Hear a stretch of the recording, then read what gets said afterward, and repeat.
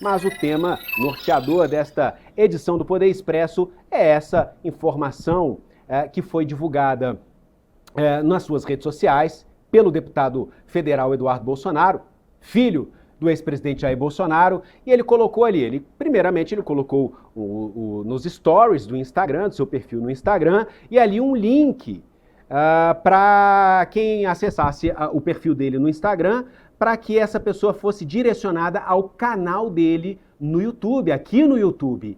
E ali em um vídeo de 10 minutos e 34 segundos, ele expõe o que ele classifica como os motivos para ele sair de cena aqui em Brasília e exercer mais efetivamente a sua oposição à atual situação de coisas no Brasil, mas atuando lá nos Estados Unidos. Sabemos que Eduardo Bolsonaro tem uma proximidade com o atual presidente dos Estados Unidos, Donald Trump, com integrantes do Partido Republicano.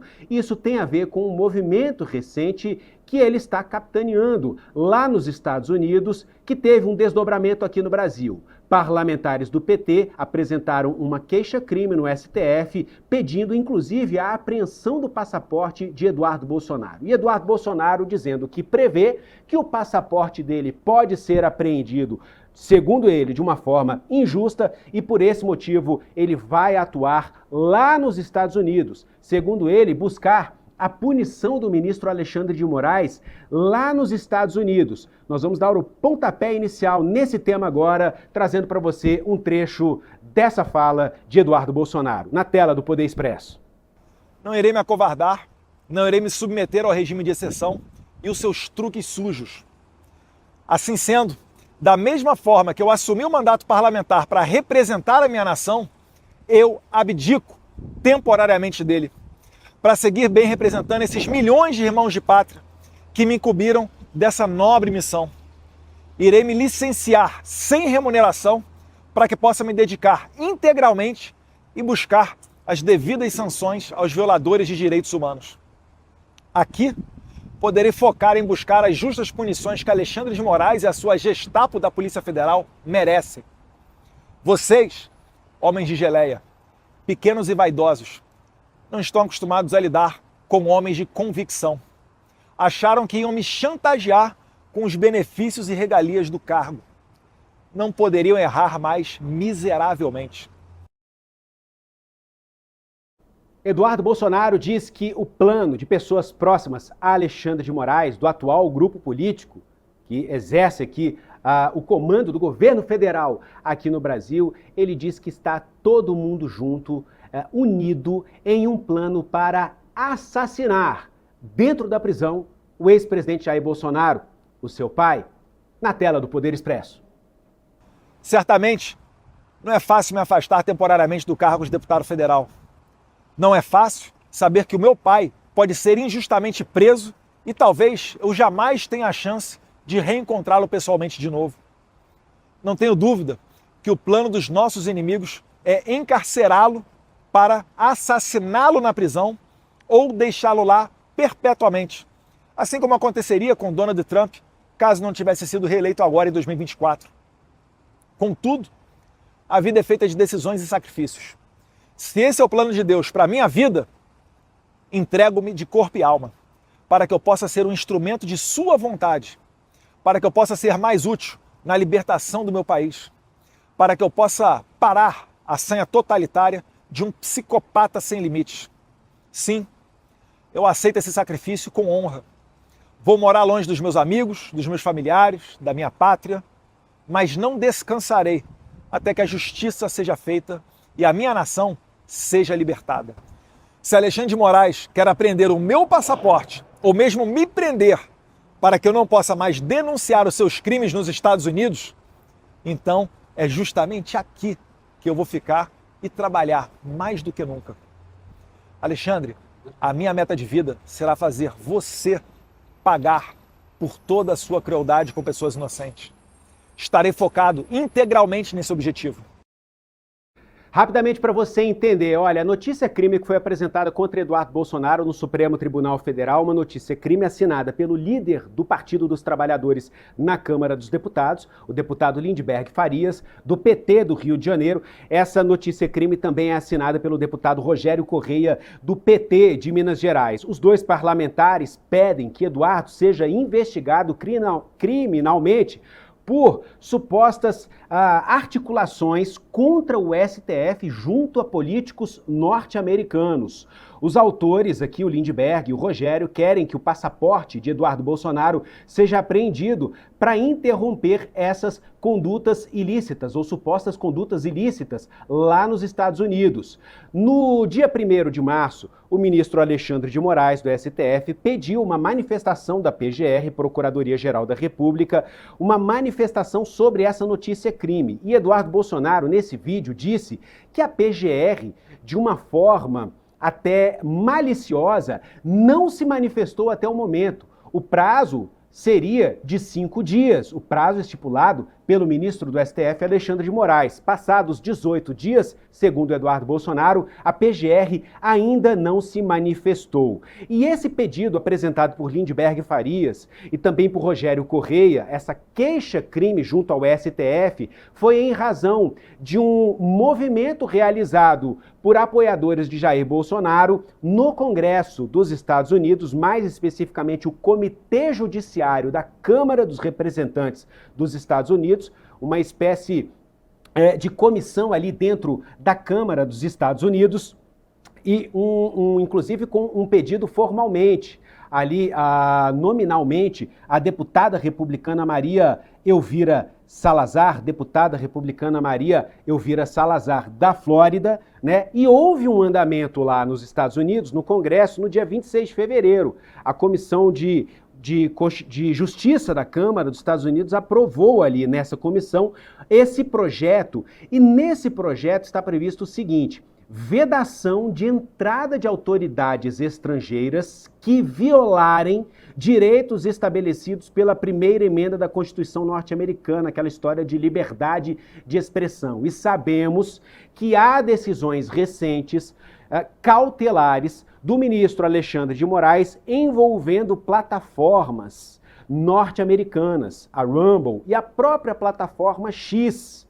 E isso está no pano de fundo dessa história. Então, esse teria sido o estopim para essa queixa-crime apresentada por 2 deputados do Partido dos Trabalhadores aqui junto ao STF, né? Um contraponto a esse movimento que tem a participação efetiva de Eduardo Bolsonaro, que já estava praticamente ali definida a sua participação, a sua presidência à frente da Comissão de Relações Exteriores e Defesa Nacional aqui da Câmara dos Deputados. Estamos em uma fase de definição da composição das principais comissões aqui na Câmara dos Deputados e agora ele sai de cena. No lugar dele vai ser o deputado Zucco. Já já a gente vai falar sobre essa dança das cadeiras e vamos falar também aqui, nessa edição do Poder Expresso, quem é o suplente de Eduardo Bolsonaro, quem assume a partir da saída de Eduardo Bolsonaro, ele deixando de exercer o seu mandato. Por quê? Antes, a gente vai ouvir aqui o deputado federal pelo PT em São Paulo, vice-líder do governo no Congresso, o deputado Carlos Zaratini.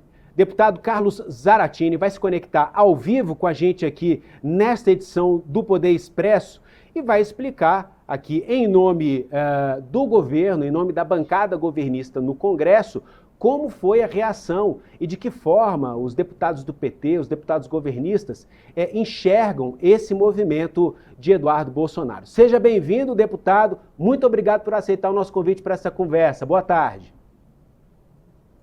Boa tarde, Mosqueira. Eu, em primeiro lugar, queria dizer que eu vou falar aqui em nome do PT, né? Não em nome do governo, apesar de eu ser vice-líder do governo. Mas, veja bem, nós estamos num momento em que os golpistas que tentaram derrubar o governo de Lula, assassinar Lula, Geraldo Alckmin e Alexandre Moraes, vão começar a ser julgados. E o desespero toma conta dos seus apoiadores, inclusive do Eduardo Bolsonaro. Um desespero que se acentuou com o fracasso da manifestação do Rio de Janeiro no último domingo, onde eles contavam com a presença de 1 milhão de pessoas e não compareceram mais do que 20 mil.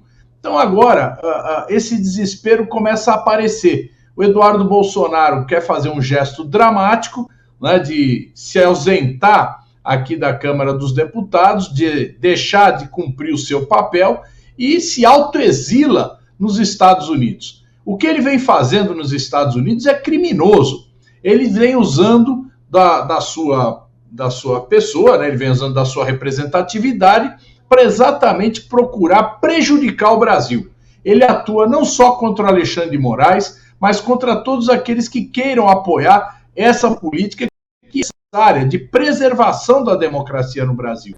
Então, de que no Brasil não existe liberdade de expressão, que é um absurdo. O que o Alexandre de Moraes exige, tanto do Rumble como da Rede X, é que tenha um escritório de representação no Brasil, como qualquer empresa que atua aqui, né? É apenas isso. Ninguém está impondo nenhum tipo de censura, né? Ele propõe que a comissão da Câmara dos Deputados norte-americana aprove uma lei permitindo o bloqueio de bens de brasileiros nos Estados Unidos. Então, tudo isso vem com que objetivo? Tentar caracterizar perante o povo americano que aqui no Brasil existe uma ditadura, que é um verdadeiro absurdo. Se ele se autoexila, é um problema dele. Ninguém propôs que ele se exilasse, absolutamente. A gente só quer e só vai brigar por isso, para que o Brasil não seja prejudicado por esse tipo de atitude criminosa. Deputado, quando o senhor fala, aqui o senhor está falando em nome do PT. Há uma diferente interpretação em relação à base governista, ao governo federal e ao Partido dos Trabalhadores propriamente dito, em relação a esse anúncio feito por Eduardo Bolsonaro? Não, eu não quero dizer aqui que eu estou falando em nome do governo, porque eu não discuti esses assuntos com o governo. Então, eu discuti esses assuntos com o PT. Então, realmente, eu não posso aqui assumir uma posição de governo, que é uma posição de maior responsabilidade, né, de maior complexidade do que a posição do PT, que é o partido onde eu participo, fazemos reuniões, discussões diferentes, e a gente precisa separar com responsabilidade. O senhor chegou a acompanhar a elaboração dessa queixa-crime assinada pelo deputado Lindbergh Farias? O que o senhor achou? O senhor acha que é o caso de se pedir realmente a apreensão do passaporte de Eduardo Bolsonaro como uma medida cautelar necessária? Eu acredito que sim, porque o Eduardo Bolsonaro ele tem usado o seu cargo de deputado para prejudicar o Brasil. Prejudicar o Alexandre de Moraes, em primeiro lugar, que é uma autoridade, né, um ministro do Supremo Tribunal Federal, mas com ameaças de prejudicar a todos os ministros do Supremo Tribunal Federal e todos aqueles que realmente querem que haja punição aos golpistas, né? Então, ele tem atuado dessa forma. Como eu falei, ele quer caracterizar o Brasil como uma ditadura, um país governado por uma ditadura que absolutamente é uma mentira. No nosso país prevalecem todas as liberdades democráticas. Não existe nenhum tipo de repressão.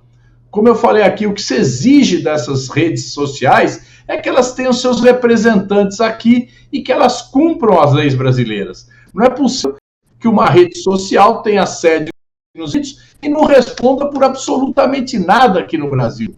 Então, se ela vai contra as leis brasileiras, ela tem que responder. Então, ela precisa ter uma representação aqui no país. Por que qual seria o fundamento jurídico na avaliação do senhor da apreensão do passaporte de Eduardo Bolsonaro? O que mudaria em um eventual andamento penal ali dentro, de uma ação penal ali dentro do STF, em relação a essas acusações feitas pelo PT sobre a atuação do deputado Eduardo Bolsonaro nos Estados Unidos? O Eduardo Bolsonaro pressionar o Supremo Tribunal Federal a absolver os golpistas. Ele quer impedir que haja punição aos golpistas. Em primeiro lugar, ao pai dele, ao Jair Bolsonaro, certo? E todo aquele grupo que atuava ao lado dele no Palácio do Planalto. aqueles que tentaram de todas as formas impedir as eleições normais no país com voto eletrônico e que depois de perderem a eleição queriam impedir a posse de Lula. Eles armaram um golpe, o golpe não deu certo, as Forças Armadas não aderiram a esse golpe. E agora eles estão tentando tumultuar o processo, pressionar os ministros do Supremo através desse tipo de ação, para que então haja algum tipo de absolvição ou algum tipo de pena leve contra os golpistas. Deputado, o que isso muda na prática aqui no jogo político dentro do Congresso Nacional? Pode fortalecer a oposição, enfraquece a oposição? Como o senhor avalia esse movimento no ponto de vista estratégico, entre essa queda de braço clássica, natural, obviamente, né, entre oposição e base governista? Eu acho que é mais uma demonstração de fraqueza da extrema-direita brasileira. A primeira demonstração de fraqueza foi no domingo, onde eles não conseguiram a mobilização. Agora é a segunda demonstração, onde um deputado que seria eleito amanhã, presidente da Comissão de Relações Exteriores, pela força do seu partido, pelo número de deputados que eles têm, né, ele deixa de ocupar esse espaço, ele abdica do debate político aqui no Brasil para passar não sei quanto tempo lá nos Estados Unidos, né, num alto exílio, tramando contra o Brasil. Então, é um enfraquecimento. Né? Não existe dúvida que o lugar que ele deveria estar ocupando era aqui na Câmara dos Deputados, por direito democrático, porque eles tiveram votos, porque eles são o partido de maior bancada.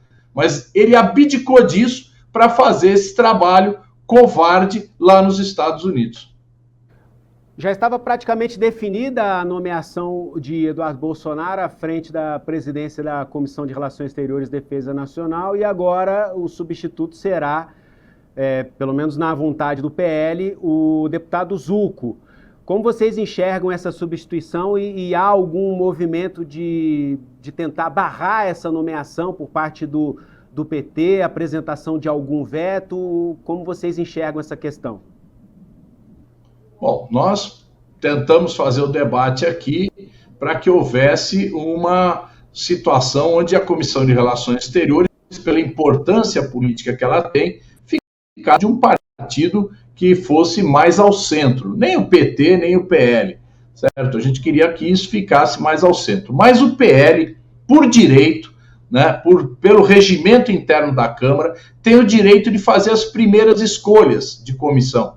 Então, ele tranquilamente poderia escolher a Comissão de Relações Exteriores ou na primeira ou na segunda pedida que ele vai fazer, certo? Então, não existe, desde que ele coloca que quer que o regimento seja cumprido, e o regimento seja, e nós não podemos impedir isso, e nem queremos afrontar o regimento. Então, da nossa parte, nós tentamos uma articulação política que possibilitasse um outro nome.